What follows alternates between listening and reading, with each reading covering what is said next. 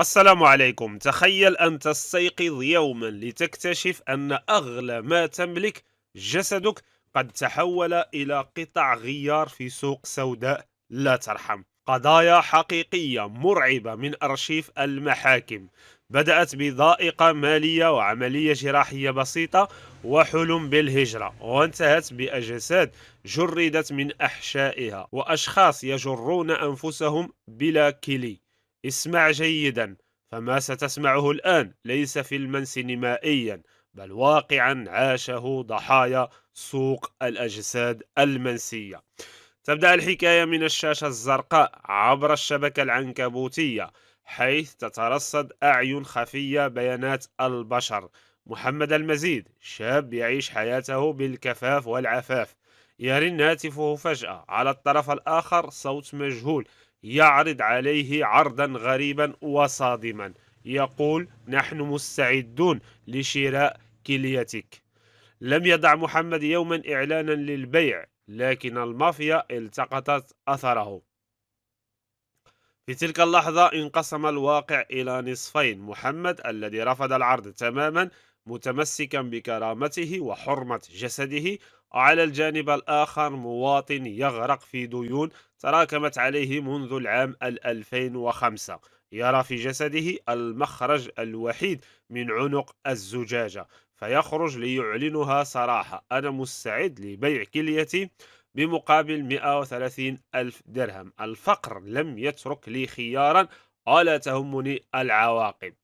في الجهة الأخرى، بينما كان هنالك من يفاوض لبيع جزء من جسده، كان السيد حكيمان يعيش رعبا من نوع آخر.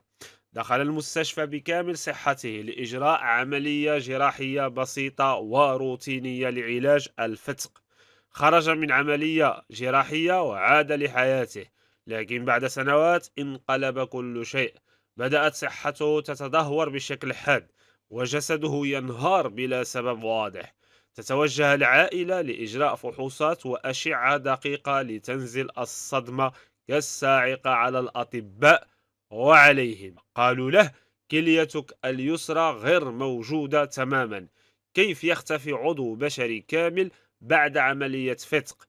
دخل حكيمان في دوامة من الشك والأسئلة المؤرقة، ليعيش ما تبقى من عمره بجسد ناقص، يبحث عن قطعة مسروقة منه في لغز طبي وجنائي مرعب. في جهة ثالثة مقابلة، المأساة الأشد قسوة، قادت خطوطها الشابة المغربية نجاة كغيرها من الشباب طمحت في تحسين وضع عائلتها الاجتماعي، فقادها حلمها إلى الهجرة نحو إسبانيا عبر وسيط. غادرت نجاة، لكن بعد فترة قصيرة انقطعت أخبارها تماما، ليأتي النبأ الفاجعة للعائلة: نجاة ماتت في إسبانيا بعد جراحة بسيطة في الحنجرة. لم يبتلع شقيقها محمد الطعم، خاض رحلة مريرة واخترق الحدود الإسبانية ليصل إلى جثة شقيقته. وهناك، وبتنسيق مع القنصلية المغربية، تكشفت الحقيقة التي تقشعر لها الأبدان: نجاة لم تمت بسبب الحنجرة، لقد جردت جثتها بالكامل من أعضائها الداخلية، أي سرقت. تقارير طبية مزورة وتناقضات صارخة في أوراق المستشفى، وتغيير لاسم الضحية في المحاضر. كل شيء كان مخططا له بدقة من قبل شبكة مافيا دولية منظمة استدرجت الفتاة لتسلبها حياتها وأحشائها. ثلاث حكايات حقيقية وأشخاص لم يلتقوا أبدا، لكن جمعهم مصير واحد مخيف، يثبت أن في هذا العالم سماسرة مستعدين لتحويل الإنسان إلى مجرد بضاعة تباع وتشترى في سوق سوداء عابرة للقارات. ما تكشفه هذه القضايا الصادمة يتجاوز مجرد كونه حكايات جنائية مثيرة، ليضعنا أمام تحليل عميق لواقع مرعب تتقاطع فيه الحاجة المادية والفقر المدقع مع الجريمة المنظمة وغياب الضمير الإنساني. هذا التحقيق يوضح بجلاء أن سوق الأعضاء السوداء لا يتحرك عشوائيا، بل يشتغل وفق معادلة مخيفة لها طرفان: الطرف الأول يعتمد على استغلال عوز وفقر البسطاء الذين سدت في وجوههم الأبواب لدرجة تجعلهم يتنازلون عن غريزة البقاء، ويرون في أجسادهم السلعة الأخيرة والوحيدة القابلة للمقايضة من أجل سداد الديون والانعتاق من الفقر، تماما كالمواطن الذي أعلن عن بيع كليته دون الاكتراث بالهلاك الصحي أو الملاحقة القانونية. أما الطرف الثاني من المعادلة وهو الأشد رعبا للمشاهد، فيتمثل في الافتراس الإجرامي المباشر، وهي اللحظة التي يتحول فيها الطب من مهنة لإنقاذ الحياة إلى غطاء للسرقة، حيث تتحرك شبكات مافيا معقدة تمتلك نفوذا وقدرة عالية على التزوير وتغيير الأسماء في المحاضر وتزييف التقارير الطبية الرسمية للتغطية على أفعالها، سواء عبر استغلال عملية جراحية بسيطة وروتينية كالفتق لانتزاع أعضاء المرضى من داخل غرف العمليات دون علمهم، أو من خلال استدراج الشباب الحالمين بالهجرة وتجريد جثامينهم من أحشائها في بلد الغربة. يضع هذا التحليل أمام المشاهد حقيقة مبسطة وواضحة، أن القوانين الصارمة والشريعة الدينية لم توضعا للتضييق على الناس، بل لتكون جدارا للحماية، أو جدار الحماية الأخير الذي يمنع من تحويل الإنسان المكرم إلى مجرد قطع غيار تباع وتشترى في سوق سوداء دولية لا ترحم الضعفاء. وعند الحديث عن الخارطة العالمية لهذه التجارة، تبرز بعض الدول الآسيوية كأكبر المراكز النشطة فيما يعرف بسياحة نقل الأعضاء، وتحديدا في مناطق من جنوب وجنوب شرق آسيا مثل الهند، باكستان، نيبال وفيتنام. تدار هذه التجارة هنالك عبر أساليب تجمع بين الخداع والاضطرار. واد الكيلي في نيبال وتحديدا في إقليم كافري، تحول الفقر المدقع بالقرى إلى مأساة حقيقية، حيث يطلق على المنطقة اسم بنك الكيلي، لأن السماسرة تمكنوا من إقناع شخص واحد على الأقل من كل بيت تقريبا ببيع كليته.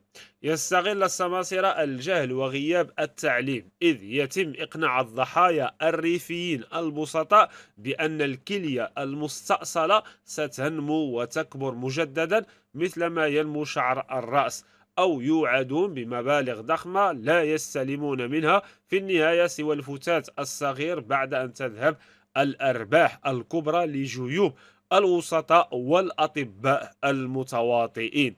في دول مثل فيتنام وإندونيسيا، كشفت التحقيقات الأمنية مؤخرا عن شبكات معقدة تقوم باستدراج الضحايا ونقلهم إلى دول مجاورة مثل كمبوديا لإجراء العمليات في مصحات سرية وبعيدا عن أعين الرقابة المحلية، لتباع هذه الأعضاء لمرضى أثرياء يأتون خصيصا من مختلف دول العالم. خلف هذه القصص الإنسانية الصادمة تقف لغة الأرقام الرسمية الصادرة عن منظمة الصحة العالمية ومكتب الأمم المتحدة المعني بالمخدرات والجريمة، لتعكس الحجم المخيف لهذه الكارثة. حجم السوق السوداء، تقدر المنظمة أن ما بين 5% إلى 10% من إجمالي عمليات زراعة الأعضاء عبر العالم تتم بطرق غير قانونية عبر السوق السوداء. يتم إجراء أكثر من 150 ألف عملية زراعة عضو سنويا في العالم، لكن هذا الرقم الضخم لا يغطي سوى أقل من 10% من حاجة المرضى الحقيقية عالميا. وهذا النقص الحاد هو المحرك الأساسي لانتعاش الجريمة. تصنف هذه التجارة ضمن أرباح 5 جرائم دولية في العالم، حيث تدر على شبكات المافيا أرباحا تتراوح بين 840 مليون إلى 1.7 مليار دولار أمريكي سنويا. تشير البيانات إلى أن ثلثي الضحايا، نحو 65%، هم من الرجال في الثلاثينيات من عمرهم، والذين تنتهي بهم الحال بنسبة 80% إلى تدهور صحي حاد وعجز عن العمل، ليعودوا إلى فقر أشد مما كانوا عليه. في ختام صديقي هذا الملف الساخن، يبقى هذا التحقيق أكثر من مجرد استعراض لقصص مرعبة. صرخة توقظ الضمير ووعي يقرع في كل مجتمع. محاربة مافيا الأجساد لا تبدأ فقط من قاعة المحاكم أو بتشديد القوانين، بل تبدأ من تجفيف منابع الجريمة بالقضاء على الفقر الذي يسلب الإنسان إرادته، ونشر الوعي الذي يحميه من الوقوع في فخاخ السماسرة. تذكروا دائما أن الجسد البشري ليس سلعة، والكرامة الإنسانية لا تجزأ ولا تقدر بثمن.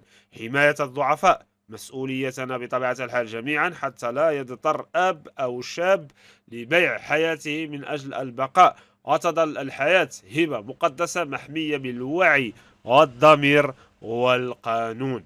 حفظنا الله وإياكم من كل سوء، ودمتم سالمين.